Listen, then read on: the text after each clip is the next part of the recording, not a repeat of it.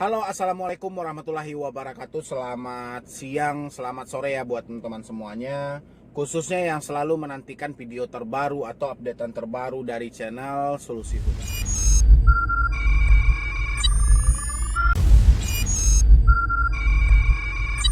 Terima kasih ya buat teman-teman semuanya yang selalu support, selalu menantikan video terbaru atau updatean terbaru dari channel Solusi Hutang. Saya ucapkan ribuan terima kasih buat Anda semuanya, karena berkat dari supportan, dari dukungan Anda semuanya, itu channel ini terus berkembang dan terus bermanfaat sampai detik ini. Masih makin banyak lagi orang yang mensupport. Itu suatu kebanggaan sendiri bagi saya. Semua itu berkat dari Anda semuanya ya.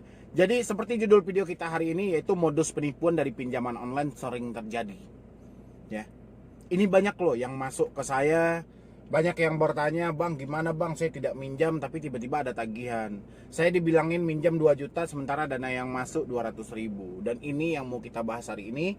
Tapi sebelum saya lanjutkan untuk bahas video ini, bagi teman-teman semuanya yang belum support channel ini, silahkan disupport dulu. Semoga channel ini makin berkembang lagi dan saya makin semangat.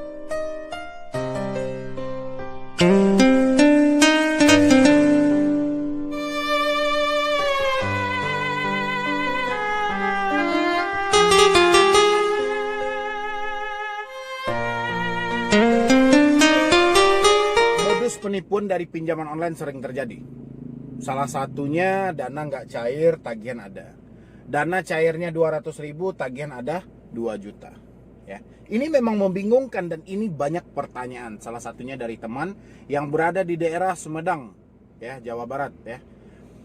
Assalamualaikum Bang Medi, saya mau bertanya Bang, saya tidak pernah mengajukan pinjaman dan tiba-tiba ini ada tagihan atas nama saya sebesar 2 juta, dan begitu saya cek ke bank yang bersangkutan memang tidak ada dana yang masuk ke rekening saya, dan mereka memaksa terus untuk membayar dan mereka mengancam saya juga akan dipenjara. Itu satu.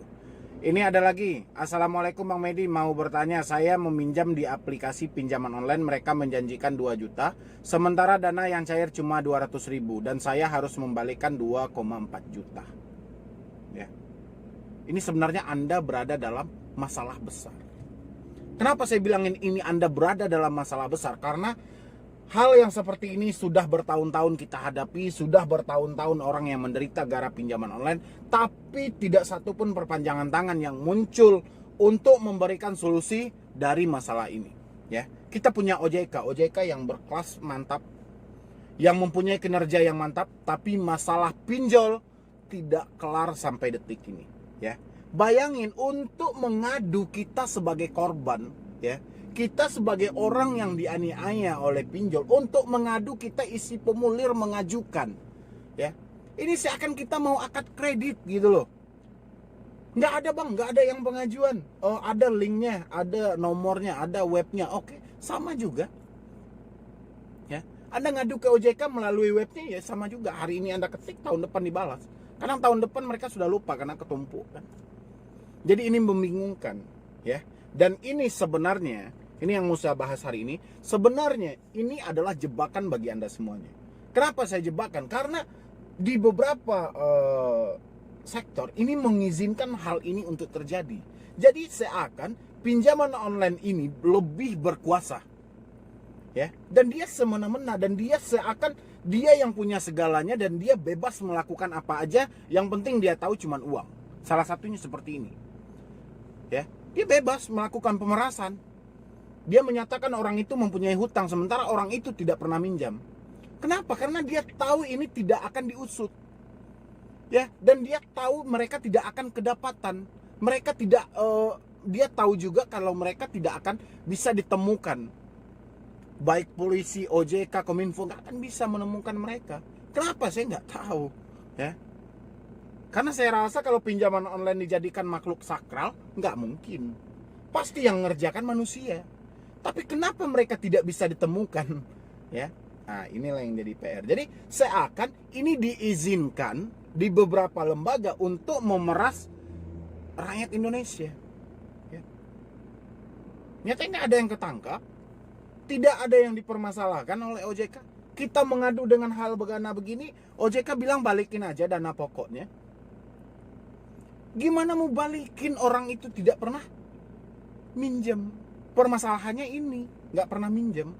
Dan habis itu mereka meminjam, mengajukan sebanyak 2 juta, yang cair 200.000.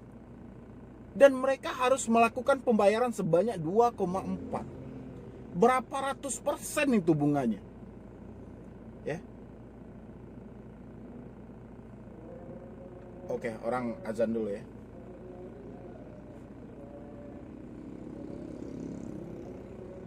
Jadi memang seperti itu. Jadi tidak tahu lagi kita ini harus mengarah kemana, harus mengadu kemana. Jadi seakan pinjaman online ini merajalela, dan dia seakan semau mereka aja, mau menipu, berbohong, memeras segala macam semau dia. Kenapa? Karena dia tahu segi yang mengatur dari pemerintahan itu tidak mempertegaskan mereka.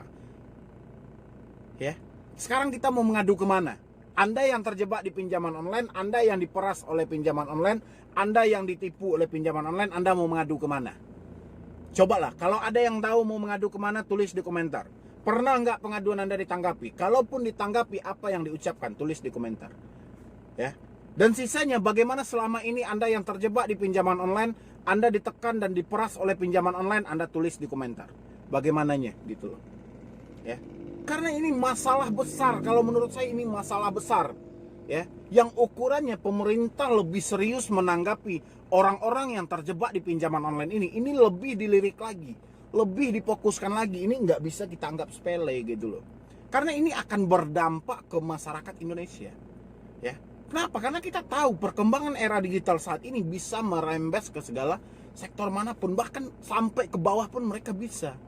Dengan segala kelicikan dari pinjaman online, mereka cepat menyebar luas gitu loh. Ya, apalagi mereka memanfaatkan momentum karena akibat COVID-19 ini. Karena orang-orang banyak di rumah dan orang-orang nggak ada yang beraktivitas, mereka lumpuh ekonominya, dan mau tak mau mereka tertarik akan pinjaman ini. Ya. Jadi buat teman-teman semuanya, silahkan isi di kolom komentar bagaimana tanggapan Anda tentang otoritas jasa keuangan.